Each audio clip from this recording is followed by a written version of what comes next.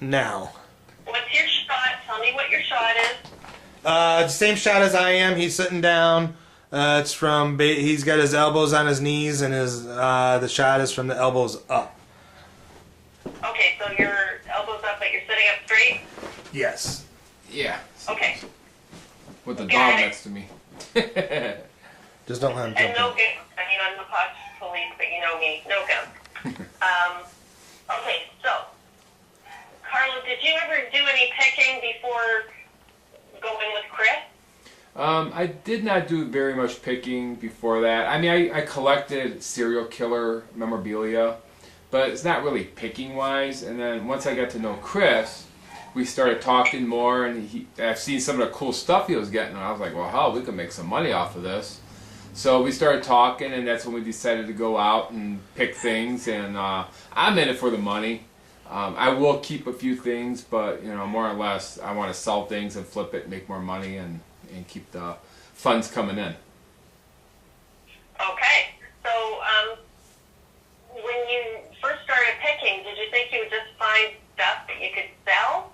Or were you surprised that things would have attachments?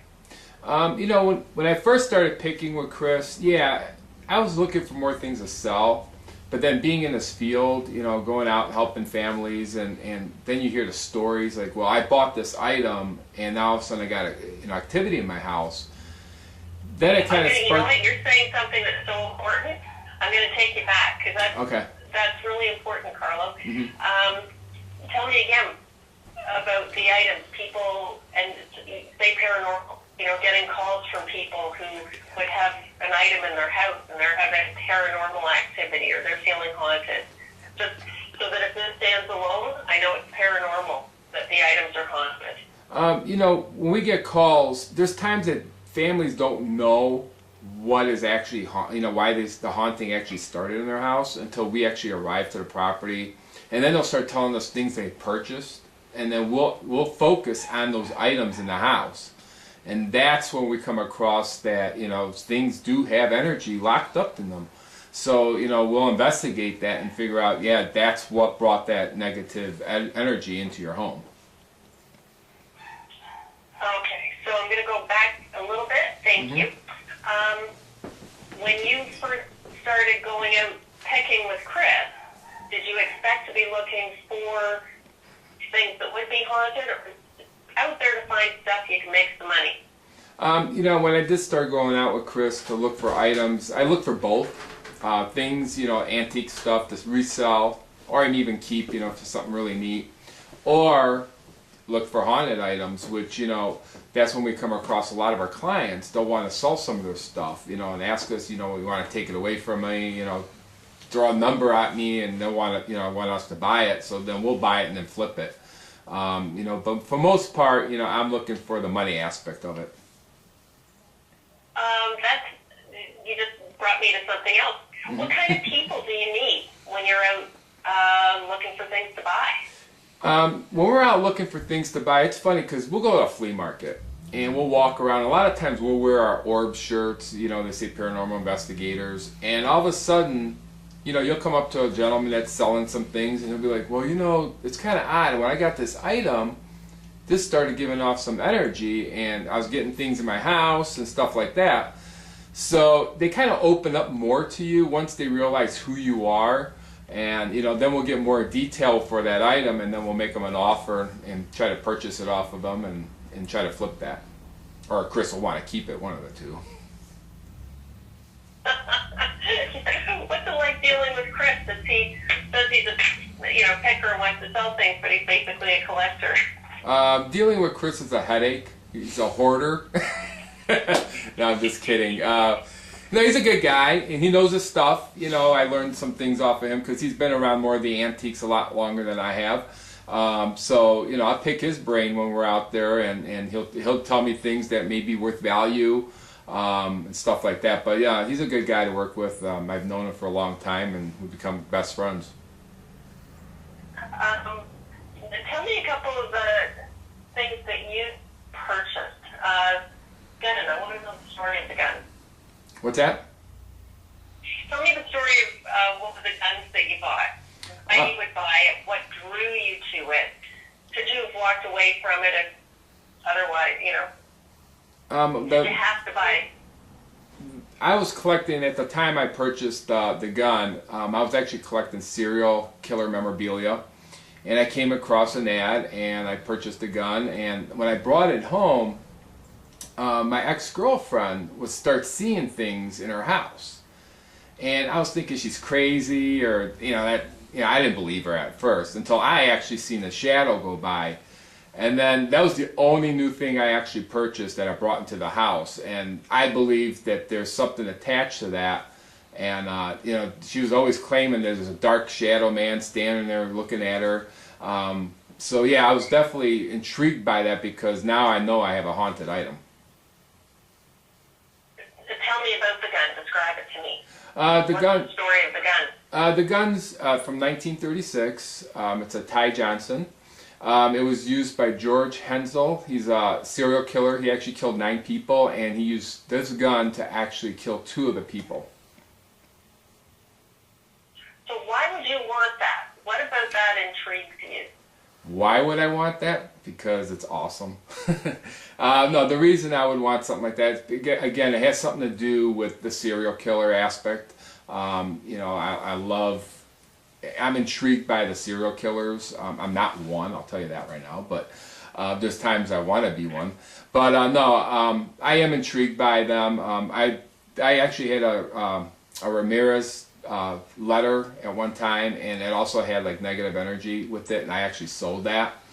But for the most part, I want to keep it. My main goal is to get a John Wayne Gacy painting, which a lot of it's been burnt, because everybody that's gotten one experiences a lot of negative stuff in their home. So I actually want to get my hands on one. If anybody out there has one, I would be happy to purchase that.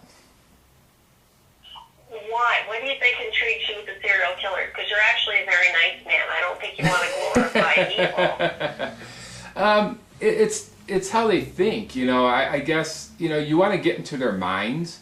Why did they do that? What brought them to kill 20, 30 people? Like Jeffrey Dahmer, for example. I mean, it's someone I would actually like to sit down and interview and talk to them and get to know them as for what reasons they did something brutal like that.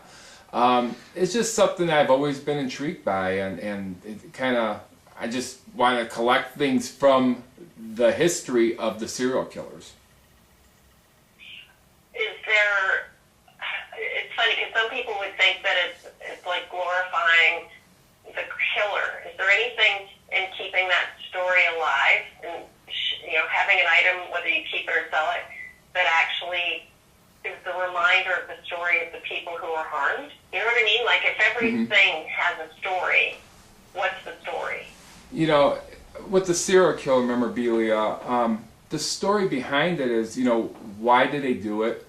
The people that lost their lives, and it's history. There aren't very many serial killers out there, or labeled serial killers, we'll say. So, collecting a piece of their history, yes, it was brutal, to kill people, but you want to keep that alive because it's a part of history that people do want to forget. To me, I kind of want to remember that because it's there. It happened, and I could tell you another story. I actually witnessed a murder myself, and I think that kind of triggers it also. With actually witnessing someone get killed, that kind of sparked my interest in all that, when I was a little kid. Really? Yeah. Tell me the story. How old you were and what happened? I was about 11 years old. It was Christmas Eve. My best friend lived across the street from me, and his parents were divorced.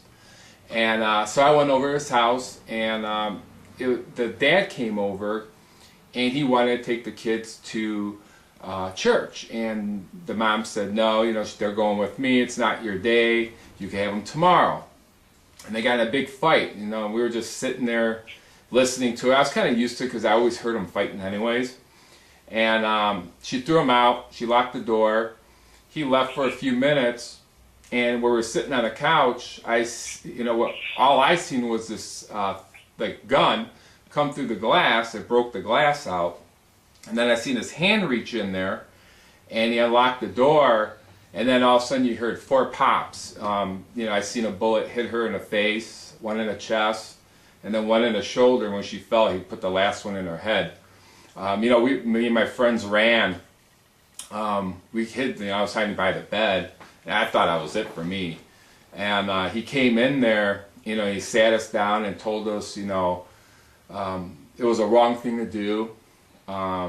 He kind of just preached to us for a few minutes, and all I was thinking was, I need to run. I was scared. I was shaking, and he went to the phone and called the police and said he shot his wife.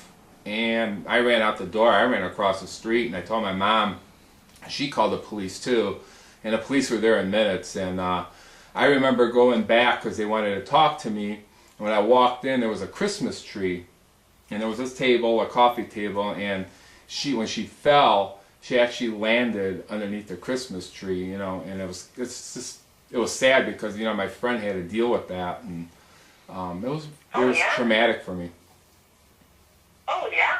So, you also saw he was a murderer, but you saw that there was something else going on in the psychology of him. Right. And that's kind of what got me into all the serial killer stuff. And, I want to dig into their minds and figure out why they did that. What was behind them? What was the story there? And that's why I'm really intrigued by the serial killers. If I can jump in real quick. It kind of like with what Carlo collects serial killer stuff and I collect the asylum stuff, I guess people just see, and you kind of mentioned it right there, they see the topical part of what this is. Like you said, it's sick. Why would you collect something like that? Normal people are going to be like, you're just twisted. I get that a lot with the asylum stuff.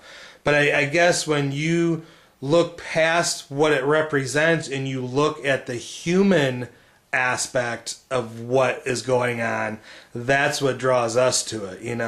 What Carlos thinking on it is a different level with serial killers, but me with asylum stuff is, what mental anguish were the people going through to begin with when they were put into an asylum, and then to have these devices of torture placed on them, what other level did they go to?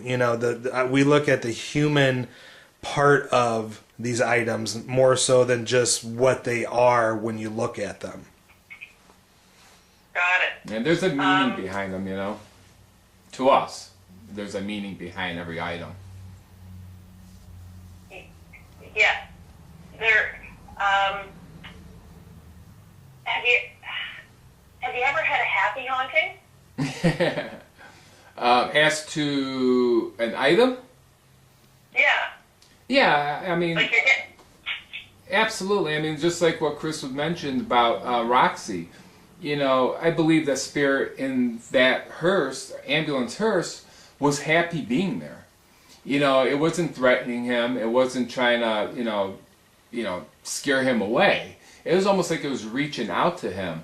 So absolutely, I would say, we do come across happy hauntings as much as we do the bad ones. She was like a friend, almost. Because every time I went out, like I said, every time I went out to the vehicle, I talked to her.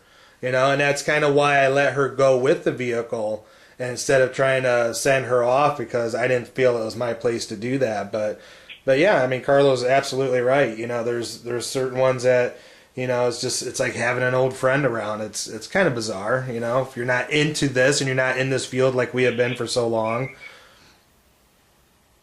Carlo, tell me about being with Chris when he bought the nasty flag, because we've seen that one. So tell me about the flag. We were actually at a gun show and we were walking around, and Chris came across the Nazi flags, and he was like, man, I really want to get one of those. And we walked away from the table and we walked around, and he kept saying, man, we should get that, we should get that, we should get that. So he finally went back and he picked one up, and he was almost drawn to that one.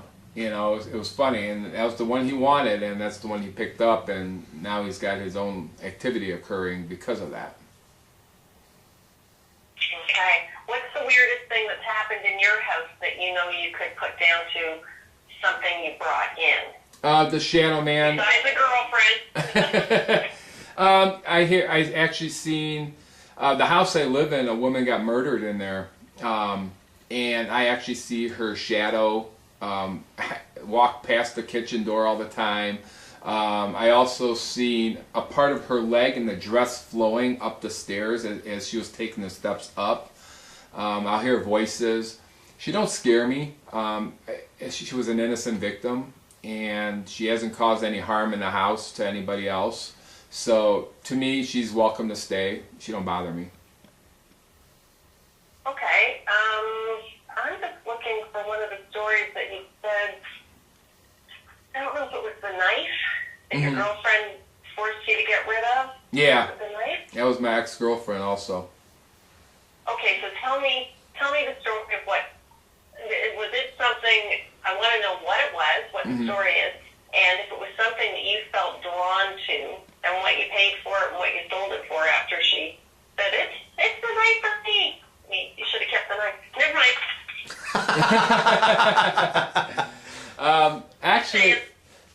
Actually, I was shopping online, looking for serial killer memorabilia, and the knife was actually used by, I think it was John Sanchez. He was a serial killer, and he murdered like 10 people. And I purchased the knife. I think I paid $75 for it. It was an online auction. And I brought it home, and I had it in the house, and she would claim that all this stuff was happening, and I told her, yeah, you know, it's probably nothing, of course, and she was determined that something was going on, and finally she convinced me to get rid of it, and which I really didn't want to, but I did flip it for $150, so I made a little bit of a profit on it, and to me it didn't mean that much to me. If it did, I would have definitely kept it, but you know, I wanted to make her happy, so I got rid of it. Should have got rid of her instead. Got it. Tell me about that you're a paranormal investigator. What's that? Going in, I want to know a little bit about. I've been hearing that you are a paranormal investigator, and that you know when you get calls from families who are feeling that there's something going on in their homes that frightens them, that you want to be able to go in and help them. And then tell me what it's like to be in these haunted places in the dark all night long. You know what I mean? Right. Yeah, to me, being a paranormal investigator, it means the world to me. I mean, I live, eat, breathe the paranormal. I'm always researching stuff, always looking at new equipment to buy. I just love the field because there's so much out there that's unanswered. You know, when a family calls us and, you know, they tell us that they need help, and, you know, like just recently, we just did a case last weekend. You know, when we pulled up, two little kids, about 10 years old, ran out of the house and started jumping around and, you know, thanking us for coming. To me, right, I mean, we didn't even start the investigation, but that meant so much to me. Because I knew that once we get in there, you know, we're going to help this family. You know, we're going to try to remove the spirits that are there and give them their homes back. And, you know, it did work. We did a cleansing and blessing, and the last thing we heard is they heard a few noises, but now everything's settled down, which, you know, to me, that's a huge goal of ours, you know, is helping families. You know, they're tormented, just like I was when I was a kid, you know, and, you know, I learned from my experiences, you know, I couldn't reach out to anybody, so I want to help somebody. And that's why we do this, you know. When the lights go out, though, it's a whole different story. You got to be on edge. You always got to walk around and make sure, you know, everybody that's with you is safe. Things could get out of control sometimes, but for most part, you know, if everybody watches each other, things will go off better on the investigation. Is it scarier to have something in your house that you know it's haunted, or scarier to walk into somebody else's house? Or don't you get scared anymore? You do get scared. It's scary either way. I get scared coming to Chris's house. He's just an odd person as it is, so all the odd stuff he's got, it's scary in here. But, you know, when you go into somebody else's house, you got to be on edge and make sure that, you know, you're walking into a safe environment, make sure nothing demonic's there. You know, for the most part, you know, you get your evil spirits, but you don't have demonics, which, you know, your chances of coming across that are pretty slim. Do you think people let their guard down in the daytime? Like with this picture of going in to do an investigation, you know exactly what your goal is. You're well equipped, but it's dark and things are a little creepy in the dark. So do you think that, you know, you go to a flea market or something on a Sunday afternoon and the sun's shining and the birds are singing, and you let your guard down for what kinds of things you might come across? You do. You do. When you walk around the flea market and it's daylight, you know, you don't think about the, you know, the ghost aspect of it. But, you know, again, Chris and I are actually looking for haunted items. So we're always looking for interesting items that possibly may have a spirit attached to them. So, yeah, I guess during the daytime you feel more comfortable because you can see your surroundings. Unlike when you turn off the lights, you know, you're in a pitch dark and, you know, the only thing you're looking through is this little camera and you're trying to find your way through a house that you're not familiar with. But for most part, yeah, daylight is, you know, more scarier. But we've talked to clients where they've told us, you know, come here at 3 or 4 o'clock and you'll get more stuff happen than you will at night. You know, some spirits are more active during the daytime than they are at night. Ever be a flea market or some sale somewhere where you feel like some item, you're just so drawn to it, you just can't leave without buying that? It might not be what you want, it might not be what you thought you were looking for, but you have to have it. Yeah, it depends. It depends on the item. I'm cheap. Yes, he is. I'm a cheap ass. No, I'm cheap. So when I see something, I'm just focusing on making money off of it. Unless it's something really cool, you know, that I want. You know, I just recently went to a funeral home sale. This gentleman's been collecting funeral home memorabilia for like 30 years. And, you know, we ended up purchasing quite a bit of stuff from him. We got like, we got some flags and I got Chris a mask and some other things. You know, things were kind of drawn to me when I was there, so I wanted to purchase them. But for most part, you know, I'm looking for the money part of it. You know, it's kind of funny, just a side note. I'm looking... You're